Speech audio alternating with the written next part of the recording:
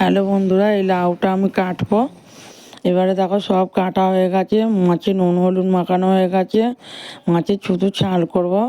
আর এখানে আছে লাউ কেটে রেখেছি, ভাজা করব মাছের মাথা দিয়ে। মাছের তেল ছাড়াবে। এবারে আমি মাছগুলোকে আগে প্রথমে ভেজে নেব।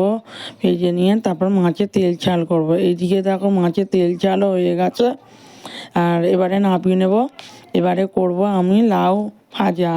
এখানে দিয়েছি কালো জিরে, টমেটো আর মাছের মাথা দিয়ে আমি লাউ ভাজা করব। এই দিয়ে ভাত খেতে বেশ দারুণ লাগবে। তোমরা খেয়েছো কি আমি জানি না, এরকম করে তোমরাও করবে মাছের মাথা দিয়ে লাউ ভাজা। আর দেখো হয়ে এসছে। এবার আমি নামিয়ে নেবো। তারপরে আর অল্প করে জল দিতে হবে, জল দিয়ে একটু শুকনো করতে হবে। এবারে দেখো পুরো হয়ে গেছে, দেখে নাও কেমন হয়েছে। Tata, bye bye.